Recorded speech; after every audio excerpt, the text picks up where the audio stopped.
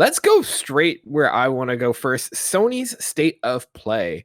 Ladies and gentlemen, if you missed it last week, Sony came out with a State of Play, about 30 minutes or so. Had a lot of games. They said they were going to come talking about Deathloop and a lot of third-party games. In the end, we ended up getting a Moss 2, a sequel to the original Moss for VR. Interestingly enough, it said it was a PS5 game, so I'm curious what that means. Arcadegeddon, sort of a arcade multiplayer arena. It seems like it's a sports game meets like a battle royale game. Kind of weird. Like, it didn't really kind of explain it. Tribes of Midgard seems sort of like a Rust kind of aspect. Is that kind of how you describe it? I'm not too familiar with those games in general, so I'm probably the wrong person to ask on that front, but yeah, it's sort of like you build your territory, build your city, kind of build everything up so that you can kind of fight and defend against more monsters. It's kind of a weird game. I'll go through the rest. They did Fist, Forge and Shadow. That's the bunny game with the robotic arm. Hunter's Arena Legends. Sifu, which also got announced that it was deleted in a very clever way. Jet, The Far Shore. Demon Slayer. Lost Judgment. And Demon Slayer has a whole long name. I'm not getting into it. If you're interested, go check it out. Lost Judgment. Death Stranding Director's Cut. And Deathloop. Adam, real quick, surface level, quick opinion. Where do you fall on this State of Play? How would you rate it? About the same as every other one. Couple of cool things in there. Nothing that really blew me away, unless it was like something specifically I was looking for. I mean, the Horizon one stands as the best one only because like Horizon was the one that I wanted to see. Because more often than not, they're like, here's a game as our big showcase, and I'm like, okay, well, I'm kind of lukewarm on it. Deathloop was similar. Like, I watched the entire gameplay trailer for Deathloop and went, that looks cool, but is it going to be fun? And I'm not sure. Because yeah, I mean, most State of Plays are like that too. Every single time I see the same reactions, like, why isn't this in there? It's like, guys, they told you it wasn't going to be there. They told you straight up it was going to be third-party stuff. So I don't know what you were expecting if, like, Square Enix was going to come out and show you, like, 5 Final Fantasy games all at once. I don't think we want to see any more Final Fantasy things from Square, for that matter. But, I mean, like, we know what State of Plays genuinely are. They're more indie games that they feature because, quite honestly, most people don't know these games exist until they're shown off. Yeah, I think I'm with you, and I'm with the internet. Like, I was, to be honest, a little disappointed and underwhelmed with the State of Play, and we'll get into that in a little bit. But it's just, for me, it was like, why did I watch this? And I feel like coming out of E3 and Sony not having a presence, and this is the first thing that they come back with, like, this is their first State of Play since E3, and it's, no offense, kind of lackluster. I will say that for sure. Like I know it's a state, like, as a State of Play, it's perfectly fine as a State of Play. It's just, you are going to get that look from people that you just made a video package post E3 that didn't really wow anybody, especially when this is a really perfect time to put your foot down, because E3 was so underwhelming for most people that if you came out there and threw some awesome stuff into the ring, that could have been pretty interesting, especially when I've heard rumors that there may or may not be a God of War trailer in the next month or so coming up, from what a lot of people are talking about. So if there's stuff they're saving for a rainy day, maybe it could have just not done anything for a little bit longer and let, like, the E3 buzz kind of wear off. Because I think if this is done in, like, August, I don't think we care nearly as much because there's been enough time. We might be asking the question, why haven't they done a big show yet? But for all we know, it could be like a December or an October thing, like they did with, like, the PS5 reveals, right? So they very well could have, but I feel like this was a huge missed opportunity for Sony. They literally had the setup, and all they had to do was spike the ball. E3 was like a lackluster. They didn't show up. All they could have been is like, hey, come here, check out these awesome games. And everyone would have been like, look, this is what E3 should be. This is what we were missing. And they could have just blown it out of the water. And they came with another lackluster show, and they really kind of screwed up. Even, you know what, come in and say, like, yeah, we don't have a lot now. But if they had ended with, like, by the way, stay tuned for, you know, this event or something on this date, so we had something to look forward to. But to just come out and be like, here's the State of Play, and it comes out like a wet fart. Like, it was really disappointing. Like, for me, and I'll jump right into this, like, how effective are the State of Plays? I don't think that they're effective, or I don't think that they're carrying Sony the way that they should. They've gotten rid of their large, you know, tent poles. They got rid of Paris Games Week. They got rid of PSX. They got rid of, they don't do E3 anymore. We don't have those big events. And now we have these small little events that have, maybe one or two highlights, but then they're buried with a bunch of, and no offense, small indie games that, I'm not excited about. These are the kind of things that fill, our little cut reel that's throughout a larger presentation. And I think Sony needs to come out and start getting us hyped as to why we bought these massive machines, but to come out and show us things like, no offense, Tribes of Midgard or Jet the Far Shore. And there was another one that was like made, I think it was Jet the Far Shore. It's like a small indie team of 3. Like, that's awesome that you guys are doing that, but that is not something that I'm going to, get super pumped about and like, yeah, man, this is why I got my PlayStation, so I can play Jet the Far Shore. And so I feel like Sony needs to definitely start coming out and telling us like, hey, one, this is why you bought the PlayStation. Here's what's coming down the pipe and why you should be excited. Here's a couple smaller games to kind of hold you over, but they need to have bigger events with more of a roadmap of what's going on. Microsoft is showing us games that they're coming out with, and maybe not all of them are huge bangers, but like they're showing us more great games than what Sony is right now.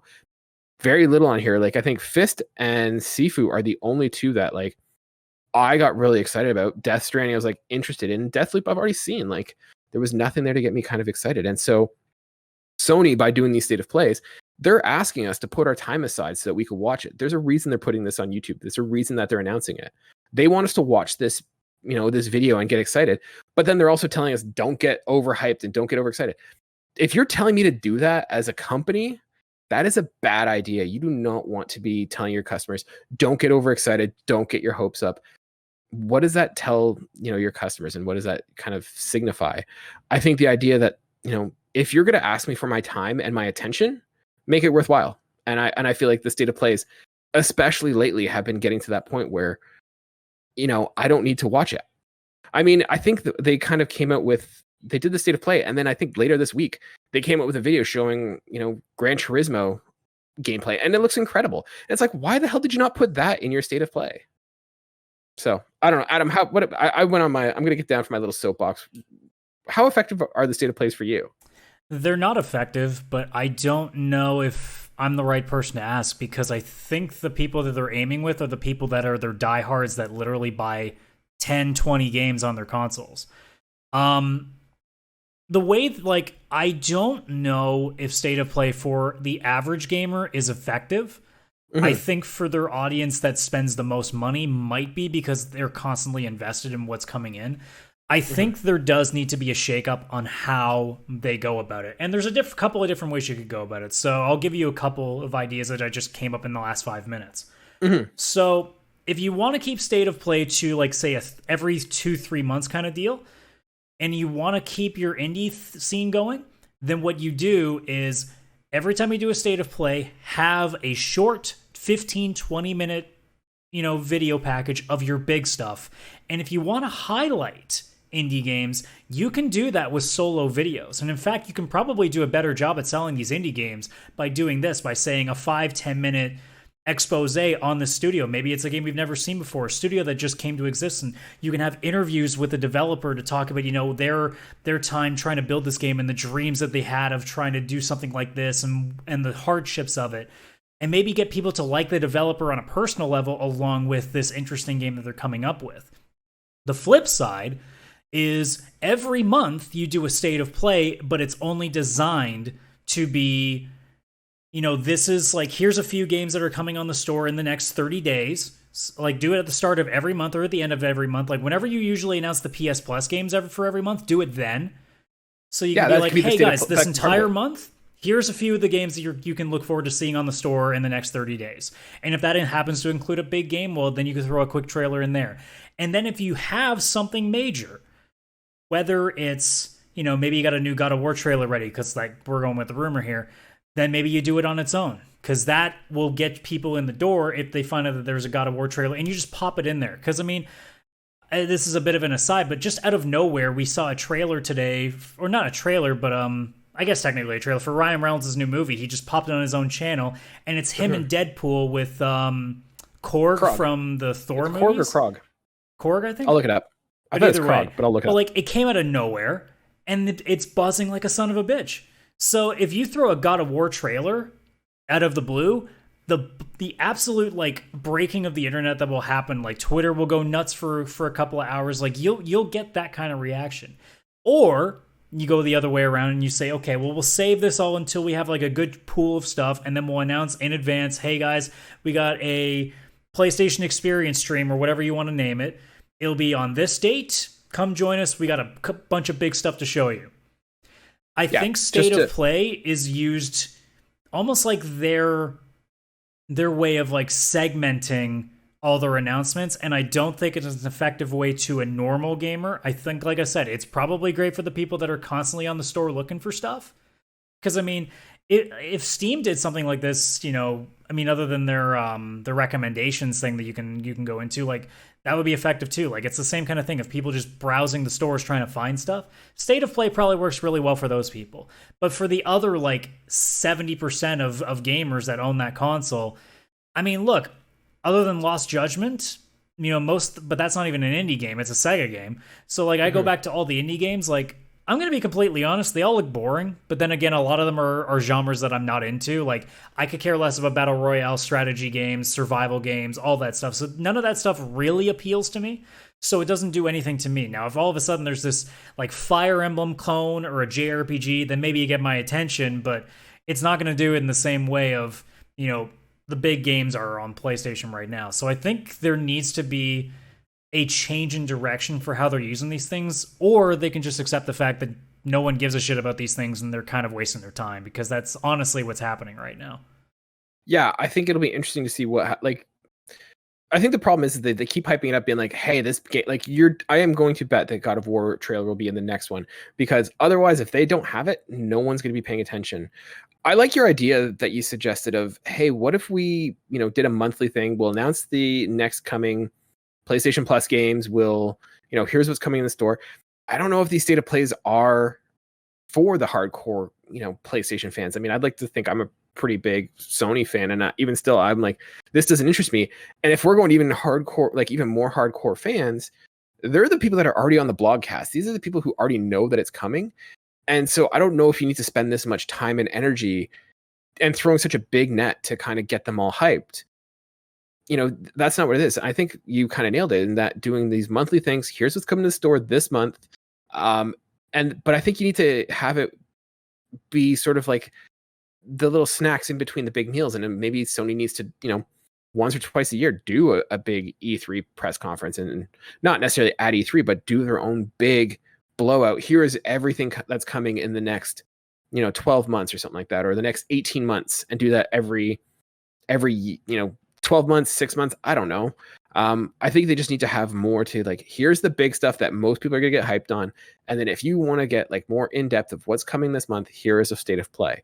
But I think to have State of Play be the main PR, marketing, advertising tool for your console, like, it's not doing well. Like, it's not achieving its goal. Straight up, because I don't think if you are a Sony gamer and you're the getting it hyped up for State of Plays, stop. And secondly, stop watching them live. Let's be honest, don't watch them live anymore. Like, it's pointless. Mm-hmm. And literally, like, they premiere it on YouTube. If you literally wait until it's done, you can watch it at your own pace, skip the shit you don't want to see, and just get to what you want. Like, if you really wanted to see Deathloop, just skip to the end. There's Deathloop. You're done. Cool. You end of story. You don't have to sit there for 40 minutes getting pissed off at every game that you don't care about. I mean, again, like, people that I every time I go to State of Play, just for my own amusement, although mostly to my detriment, I'll watch the YouTube or Twitch chat for about a minute just to watch. And the amount of disdain on these people, I don't know if they're serious or not. That's the problem with the internet too. For all you know, it's just people having a laugh by just shitting on everything. But I know that there are people that are serious when they're like, dude, I don't care about this. Just show me this thing. It's like, guys, how many times do we have to have these State of Plays until you realize they're not going to give you these things? State of Plays do not do this. They tell you when the big game is coming. They tell you when Horizon is getting gameplay trailers.